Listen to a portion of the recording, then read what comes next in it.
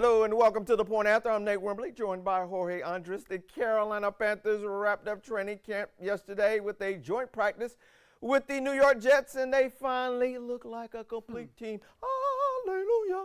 With the Jets in town, that meant future Hall of Famer Aaron Rodgers was in the building, but the Panthers defense rose to the occasion. They dominated up front in one-on-one drills, and the secondary actually picked Rodgers off 2 times, and the Panthers offense shined as well. During the red zone period, quarterback Bryce Young was sharp, throwing a couple of touchdowns, one of those to Terrace Marshall Jr.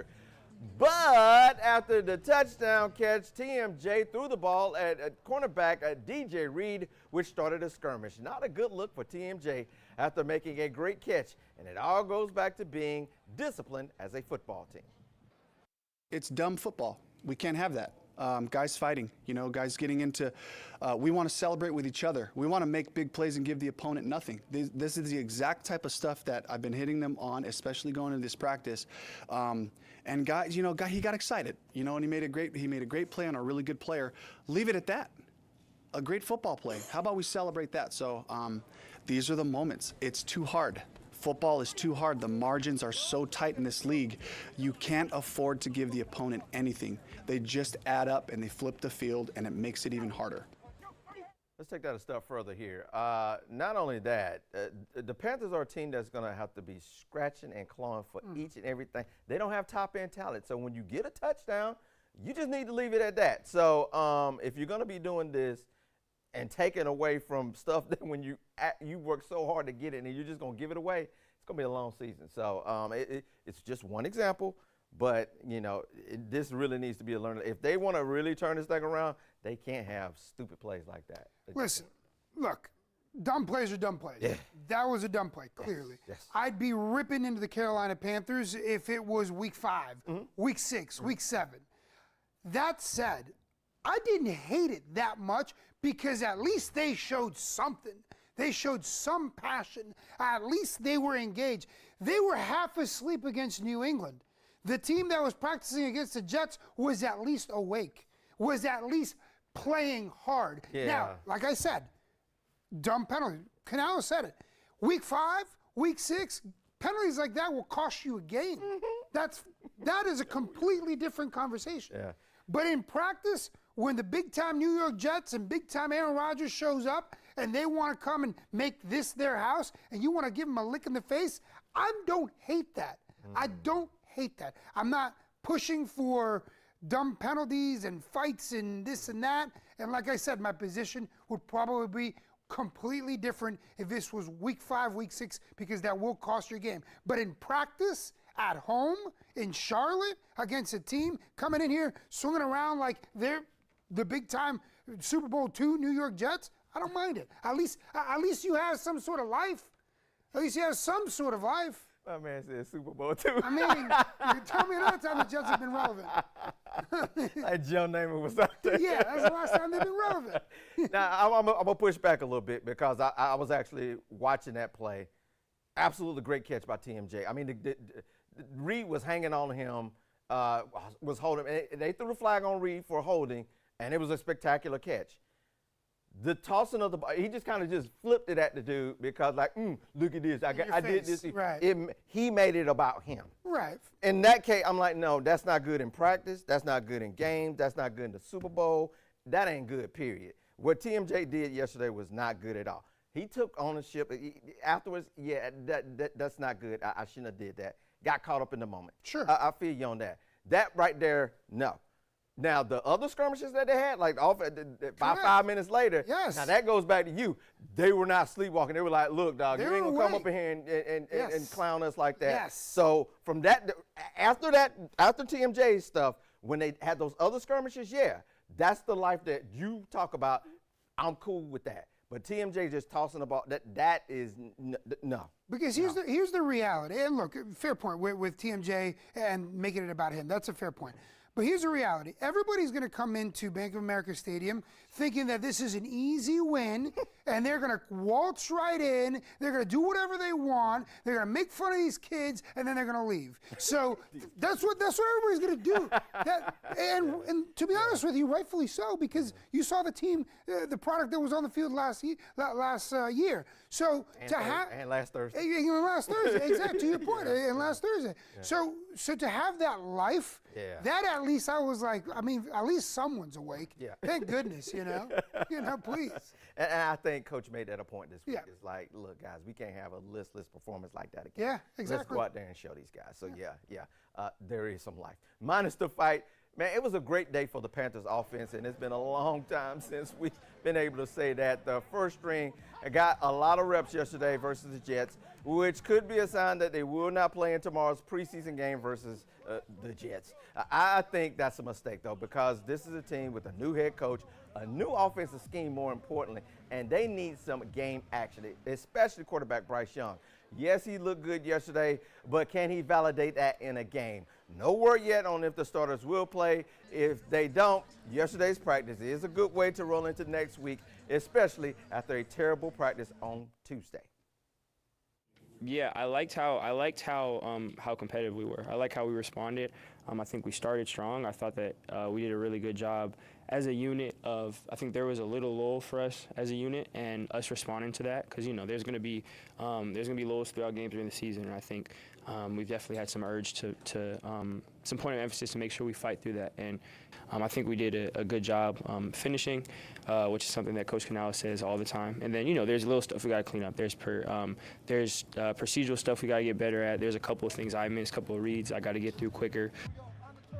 And that last portion of that soundbite is exactly why they Right. need to play tomorrow. He needs to get into a game and get through those reads and in-game action. Now, yesterday was as close as it's going to be to a game because you were ones versus ones. It was a controlled scrimmage, though. Sure. I need the real live action coming at him, and he having to go through those reads and those progressions to get the ball where it needs to be. It's live action and live speed. It's the speed of how he reads a defense, whether it's pre-snap, whether it's during the play. It's the speed in which he goes through those progressions. And look, it's such a difficult decision, I think, because you do have to worry about the depth of your team. And we already are seeing both on the offense and defensive side of this Panther team that they are not deep whatsoever.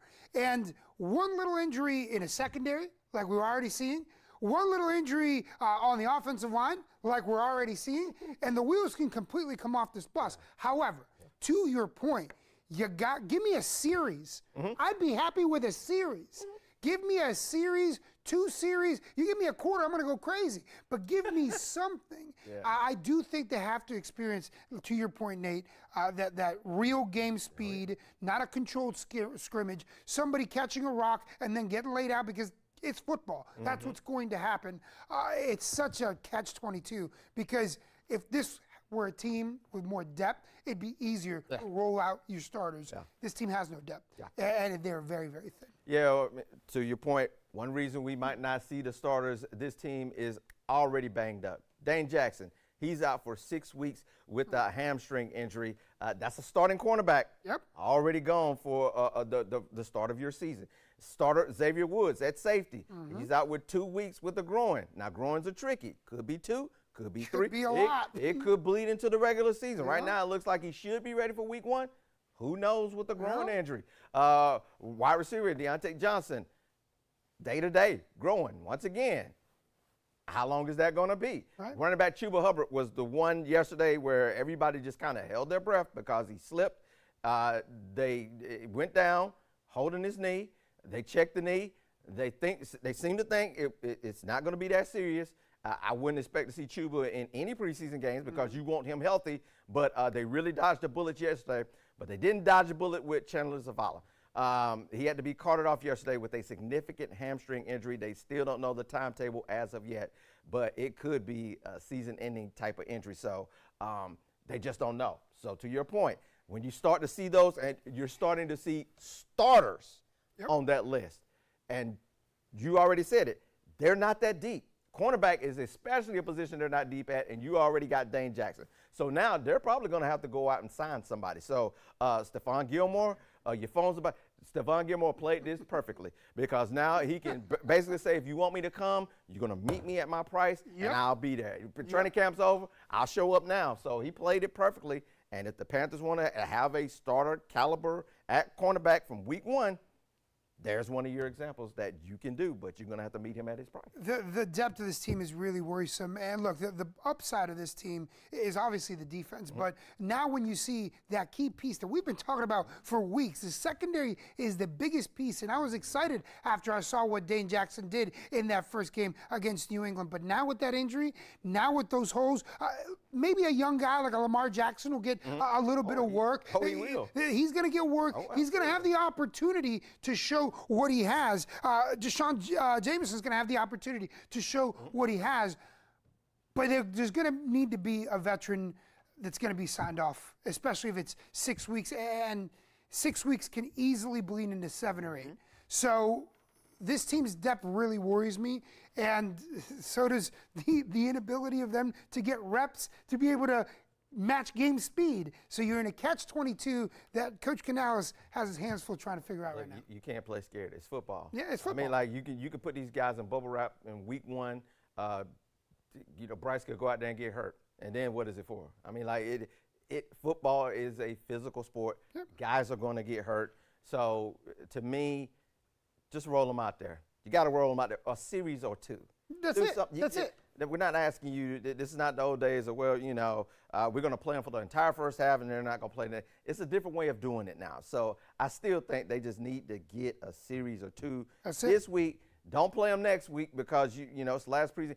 Use that for your evaluation. But at this moment in time, these starters need to get a little game action. That's it. That's all they really do. Because look, like you said, I wouldn't play them in the 3rd preseason game. So the time is now. Yeah. All right, speaking of the Carolina Panthers, legendary linebacker Luke Kuechly will be returning to football. Kuechly joining the CBS Sports Network broadcast as an in-game analyst. This will be for select games, that is, and he's not expected to appear in the broadcast booth. He is expected, rather, to appear in the broadcast booth for those games. It'll be his first gig on television, but not in broadcast media. He worked alongside former Panther quarterback Jake Delhomme and Anish Shroff as part of Carolina's radio broadcast team this past season. Look, I think he's going to do a great job. I think, obviously, he is the face in what you think of when you think of Carolina Panther football. I know he's going to be doing some college games, which is something that I think is going to be special for him. And look, it's just working some local guys. We saw how Greg Olson's career exploded. You never know what the trajectory is going to be for Luke. Well, I mean, everybody who you remember when Tony Romo bust on the scene and he was able to just dissect everything and tell you exactly what was going to happen before it even happened. Luke Kuechly could have the potential for that because he was, as a middle linebacker, he could call out everything. He could look at a formation and tell exactly where the ball was going, who was going to get it, and when the person needs to be there on time. So he's one of those guys that, and a lot of folks got tired of Tony Romo doing that. And like, oh, here he comes back. Bam, there's the play. So I think Luke will do a good job because he knows what he's looking at. He can dissect it. He can just look at the formation and kind of tell where's this thing going to go. I'm excited for him.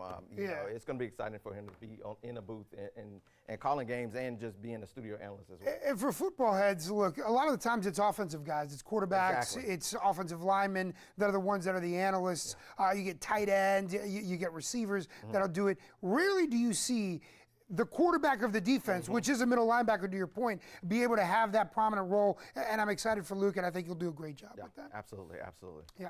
All right, well, there's a new team in the Carolinas ready to make their debut. It's the Carolina Ascent. They're getting ready to kick off their inaugural season as part of the USL Super League. Now, they will open up play at home this Saturday, the 17th at 7 p.m. at American Legion Memorial Stadium. They're taking on the DC Power FC from Washington, D.C. This historic game will be the first ever match to be played across the USL Super League. And I tell you what, we've been talking about this this week leading up to the kickoff of this game at 7 here at home. Carolina Ascent has done a great job of not only recruiting local players, there's a couple of local players, some big names from UNC that are going to be on this roster, but then really they're almost sold out for this home opener, which is going to be great. The city's energized, and I really hope that this Super League takes off, because there's already talk about 2 other teams expanding in both Chattanooga and Jacksonville. Yeah, I kind of hate that it's up against the Panthers. I know. Preseason I know. game. Exactly up against it. Yep. They start at 7. Panthers start at 7. Yep. So I hate that for it, but I think the league will be just fine. I think they're working, or they're in talks with I believe the NWSL. Eventually, those 2 leagues might even merge together and become one big pro women's soccer league. And I think that's what needs to eventually happen. I think they're going to move that way. But as for now, what a historic night for soccer once again in Charlotte. The first ever USL Super League game will be played right here in Charlotte with the Carolina Ascent. So just another step and another feather in the cap for Charlotte soccer. That's right. As far as this being a city that's going to support soccer, this is just another feather in the cap for this city, for the Queen City. 100%. Look, it's a win for the Queen City at the end of the day. Again, that kickoff 7 p.m. against the DC Power FC, and the Panthers kickoff also at 7 p.m. against the New York Jets. That's going to do it for this edition of The Point After. Don't forget, you can always stream us Mondays and Fridays at 1 p.m. Eastern Time. Anywhere you stream programs, whether that's Apple TV, Fire TV, Roku Stick, on your cell phone, on your tablet, or on television. And of course, by downloading the WBTV News app. See you.